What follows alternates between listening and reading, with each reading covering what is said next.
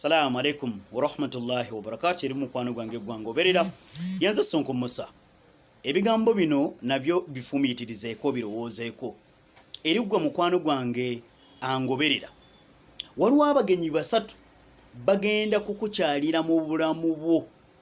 Buli muntu ali ku nsi kuno Katonda gwe yawa ekyengera ky'obulamu olina abagenyi basatu. Naye abagenyi bano basatu bagenda kujja nga tomaze bakolera invitation. Era abagenyi bano basatu bagenda kujja nga toyina appointment nabo.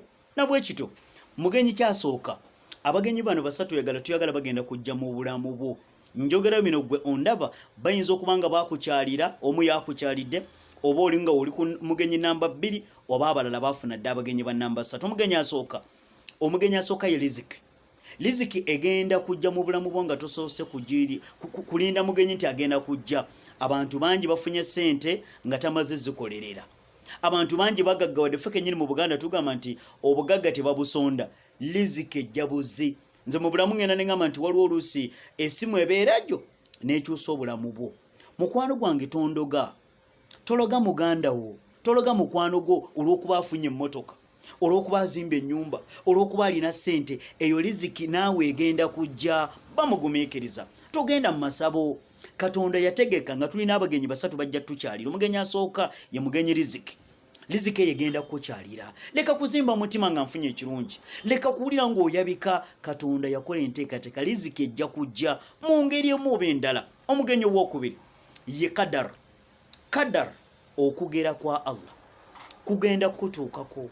Wonna wonaabeera, onaabeera wa Kadar. Okugezesebwa Allah kwajja okugezesa nako kujja whether you like it or not. Manya nti Kadar ya Allah ejja kujja. Abantu ba Allah bangi basindikidde Kadar neemugwako ng'abadde tasuubira either ekirwadde ne kijja, either ebirungi Allah n'abireeta n'akugezesa nabyo. Manya nti mu bulamu eriyo kibayita Kadar kijja kujja. Oyo mugenyi ajja kujja ne bonaabo oyagala otya tujja kulabika nti omusimatuka. Weeyise bulungi. Kadar agenda okujja. Okugezesebwa kuno kugenda okujja ng'oli mu baddu abasobodde okwenenya, ng'oli mu baddu abeeyisa obulungi. Then omugenyi w'okusatu kwe kufa. Death. Okufa kugenda kujja. Okufa kukyalidde abantu bangi. Kwakyalira taata wange, kukyalira maama wo, kukyalira buli omu oyagala, buli mwana Adamu ali ku nsi kuno okufa kuteko kukyalira. Weeyise bulungi. Leka kweyisa bubi. Eno ensi gye tulaba tugiryako makoola. Oli yagana amakoola tetugamalaawo.